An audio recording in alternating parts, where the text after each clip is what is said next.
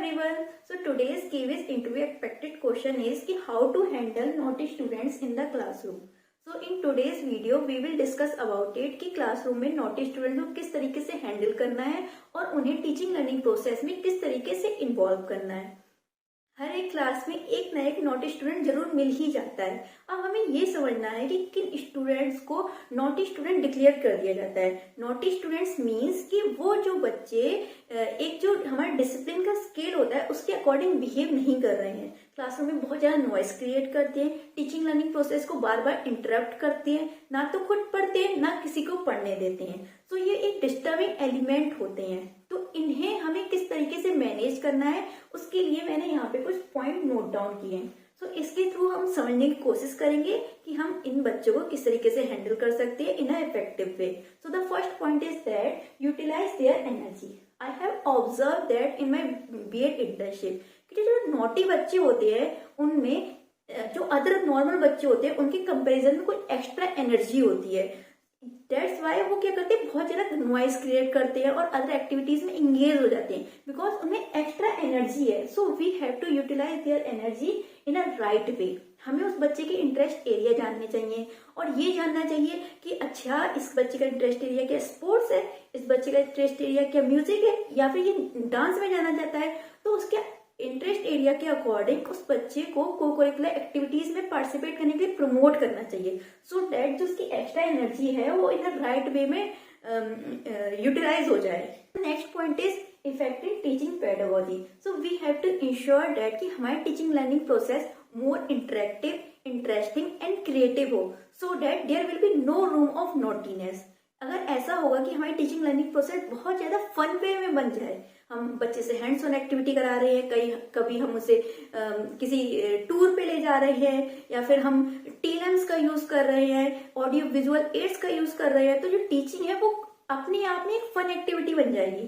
सो बच्चा खुद को इंजॉयबल फील कराने के लिए नोटिनेस करेगा ही नहीं, आपकी टीचिंग लर्निंग प्रोसेस में इन्वॉल्व हो जाएगा।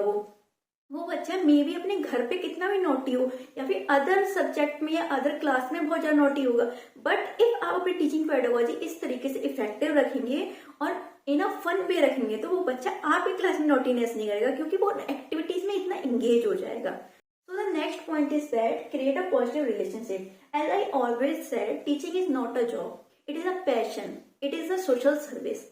तो हमें उसी तरीके से इसे करना है। हमें ये नहीं सोचना है कि हम क्लासरूम में आ गए, बच्चों को पढ़ाया, जितना उन्हें समझ में आया, नहीं तो नहीं आया, हम अपने घर चले गए, उसकी पर्सनल लाइफ से कोई रिलेशन नहीं रख रहे हैं। कोई बच्चा अपनी कोई पर्सनल लाइफ से रिलेटेड कोई प्रॉब्लम हमारे सामने लेके आ रहा है तब भी हम कुछ नहीं कर रहे हैं क्योंकि हम सोचते हैं कि वो हमारी टीचिंग लर्निंग प्रोसेस से रिलेटेड है ही नहीं, हम क्यों उसमें इन्वॉल्व हो। So no, we have to create a motherly, brotherly, sisterly or friendly relationship with our student so that जो उनकी फीलिंग ऑफ belongingness है वो क्रिएट हो, वो आपसे उनकी लाइफ में जो भी प्रॉब्लम हो वो आपसे डिस्कस कर सके, और जो भी उन्हें सजेशन चाहिए, गाइडेंस चाहिए, काउंसलिंग चाहिए, वो उसके लिए आपसे हेल्प मांग सके।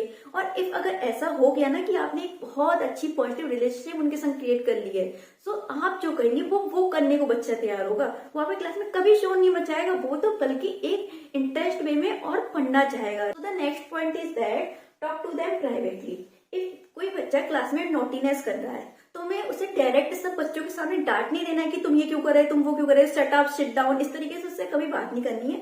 उस बच्चे को थोड़ा साइड में लेके आना है और उससे बात करनी है कि student why are you doing this. तो आपको पता है क्या है कि उसके जो ये कर रहा है उसके पीछे का रीजन जानने का भी मौका मिलेगा।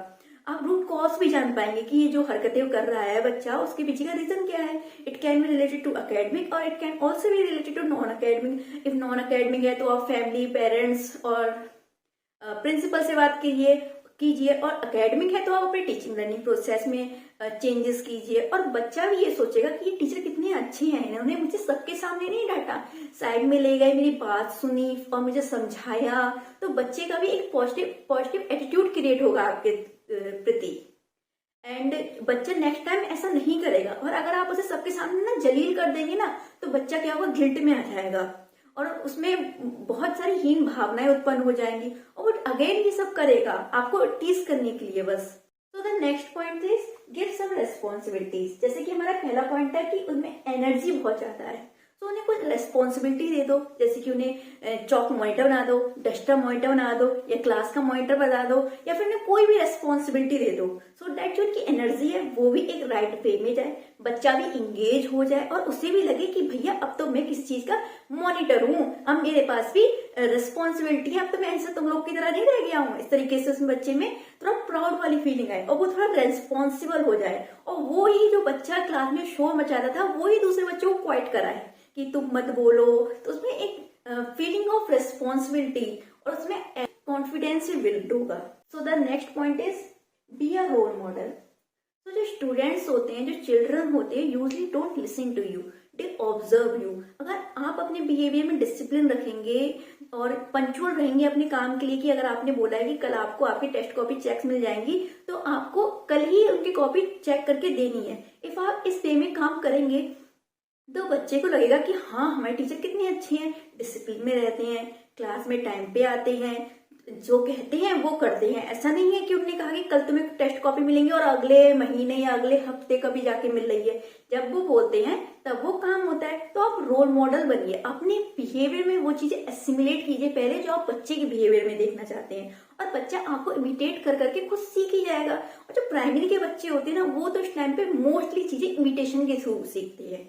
इफ आप इतनी सब चीजें उन्हें के लिए करेंगे, एक पॉजिटिव इन्वायरमेंट उन्हें प्रोवाइड कराएंगे और एक as a role model behave करेंगे, तो बच्चा इन सब चीजों को इमिटेट करके उसका बिहेवियर खुद ही बहुत अच्छा हो जाएगा, वो नोटिस रहेगा ही नहीं। तो the next point is give more time. तो स्टूडेंट्स क्या होता है कि यूजली बहुत से घरों में ऐसा होता है कि पेरेंट्स भी बच्चों को प्रॉपर टाइम नहीं दे पाते हैं, पेरेंट्स भी वर्क पे जाते हैं, तो बच्चे की बहुत सी बातें होती है जो कोई सुनने वाला नहीं होता है। सो एज अ टीचर हमारी ये रेस्पॉन्सिबिलिटी है कि बच्चे के मन में जितनी बातें हैं, जितनी प्रॉब्लम्स हैं, वो हम सुने, उन्हें क्रिएटर करें उन चीजों से।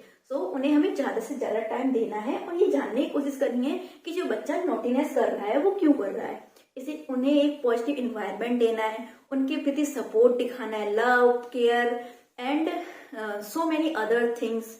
उन्हें प्रॉपर रिसोर्समेंट प्रोवाइड करानी है और उनके साथ हमेशा पॉजिटिव बिहेवियर रखना है, उन्हें कभी डांटना नहीं है, फटकारना नहीं है, जो भी करे सब चीजों को आपको लव और केयर के साथ हैंडल करना है। अगर आप इतनी सब चीजें करेंगे ना, तो one day that child will be flourish in a good way. So that's all about this video. I hope you will like this video. और if इंटरव्यूअर आपसे ये क्वेश्चन आस्क करते तो आपका क्या आंसर होता है, कमेंट बॉक्स में जरूर बताइएगा। Bye bye.